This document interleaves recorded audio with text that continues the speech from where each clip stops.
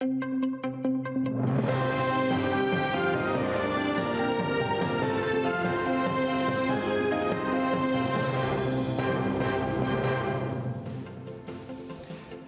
година в Україні» у прямому ефірі телеканалу АТР «Новини Заман». У студії працює Олег Борисов. Мої вітання.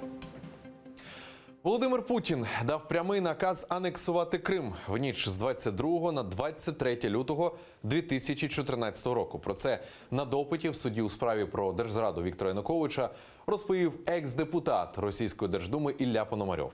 За його словами, саме ту ніч Путін зібрав нараду, на якій були присутні 4 особи з вищого керівництва Росії. Пономарьов каже, спілкувався з одним із присутніх на тій зустрічі. Путіна переконували не йти на пряму анексію, однак він вирішив діяти по-своєму. А вже 23 лютого запустив процедуру крадіжки Криму. Головними особами по анексії українського півострова Путіним були призначені міністр оборони Сергій Шойгу та радник президента Владислав Сурков. А вже з 27 лютого до Криму було перекинуто додаткові військові формування. 22 числа Путин чуть было не попал в авиакатастрофу в Сочи. На вертолете была там жесткая посадка у него, и он это воспринял как покушение, попытку покушения с участием иностранных спецслужб.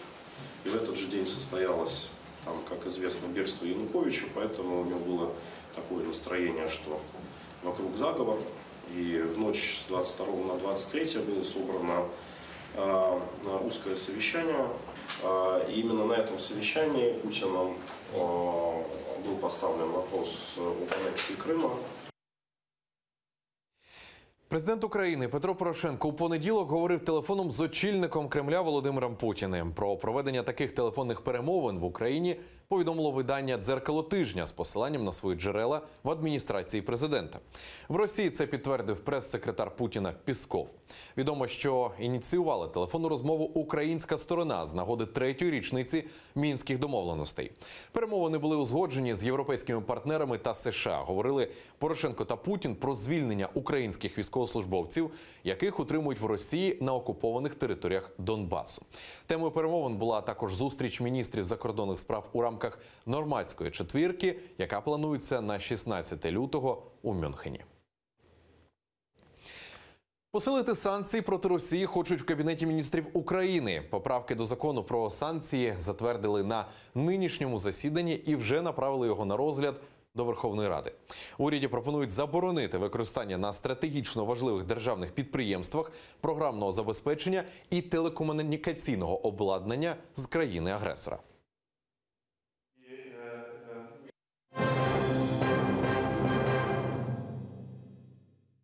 Прокуратура озвучила звинувачення ялтинцям, яких звинувачують в тероризмі. Всі вони висловили незгоду. Суд у російському Ростові-на-Дону досі триває. В залі присутні генеральний консул України в Ростові-на-Дону Віталій Москаленко та консул Віталій Конарський.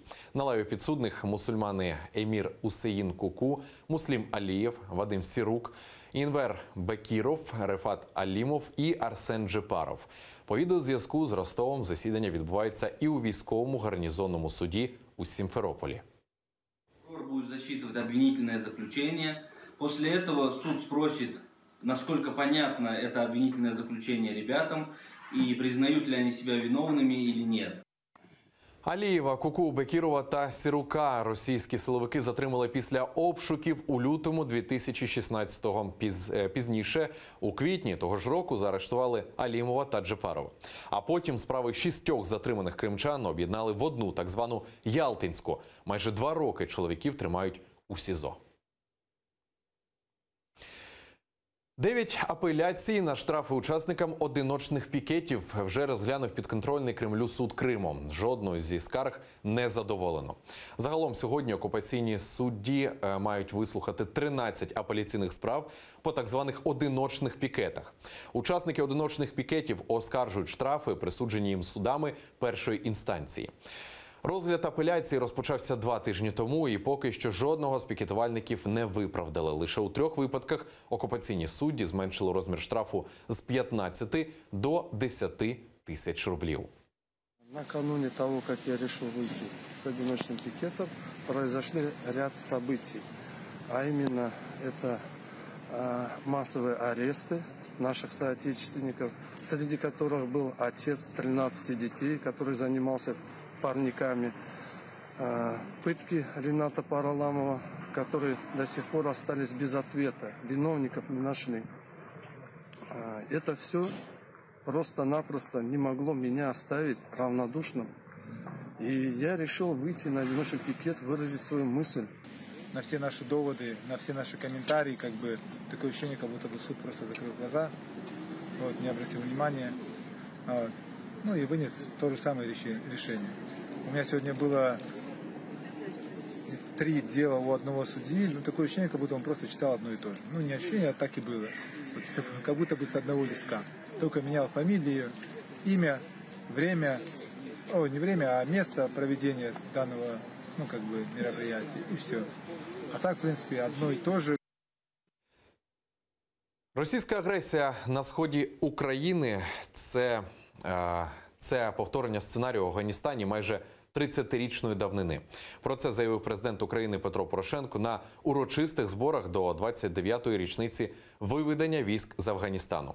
За словами гаранта, Москва свою агресивну сутність почала демонструвати ще за часів Радянського Союзу і відшліфовувала її вторгненням в Молдову, Грузію, Україну і Сирію. Але бойовий досвід афганської війни, за словами Порошенка, став в пригоді українським воїнам тепер у зоні антитерористичної операції. Бойовий досвід афганців став надзвичайно цінним для українського війська в перші найтяжчі місяці війни, захищаючи Україну проти російської агресії. І сьогодні сотні загартованих в боях ветеранів перебувають на передньому краї боротьби з агресором, виконуючи надважливі завдання в складі Збройних сил, Національної гвардії. Відставки міністра соціальної політики Андрія Реви вимагали під Кабінетом міністрів волонтери, учасники АТО, представники об'єднань ветеранів. Мітингувальники закидають міністру відновлення непрозорих схем фінансування громадських організацій ветеранів з державного бюджету. Щоб домогтись запровадження прозорого фінансування, громадські організації і ветерани АТО підготували позов проти Кабміну.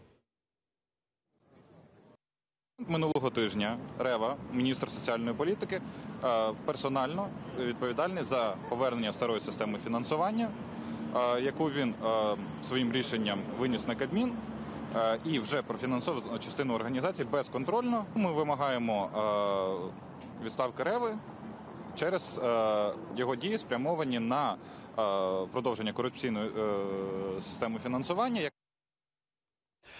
США передали Україні 2,5 тисячі приладів нічного бачення для Збройних сил. Загальна сума переданого майже $6 мільйонів.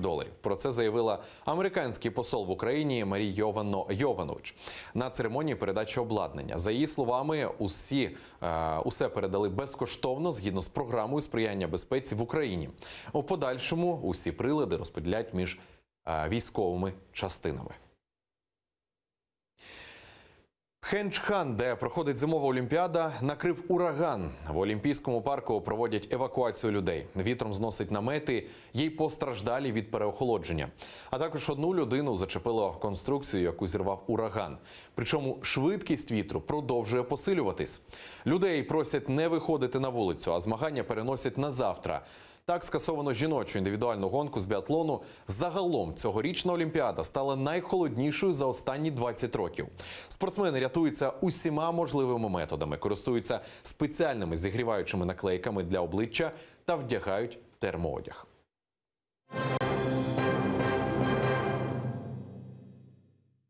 Добра справа під музику. У Сімферополі провели незвичну доброчинну акцію «Караоке-вечір». Гроші збирали для важкохворої Гульсум Хайбулаєвої із села Бійтаниш, Первомайське, Сімферопольського району. 52-річній жінці поставили діагноз менінгіома. Допомогти їй зголосилася молодь, хлопці та дівчата із задоволенням співали кримсько-татарські пісні та закордонні хіти. І зрештою зібрали 8 тисяч рублів, а це майже 4 тисячі гривень. А спеціальним гостем музичного вечора стала співачка Мавіле Абкерімова.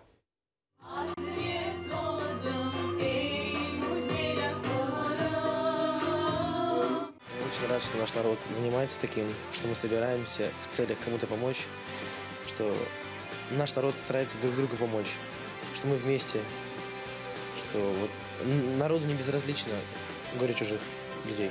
И хочется, чтобы молодежь чаще приходила на такого вида мероприятия, объединялась, пыталась помочь и общалась друг с другом. І на цьому це всі новини. Наступний випуск о 18-й годині. А далі ефір продовжить програма «Бугун». Залишайтесь з АТR.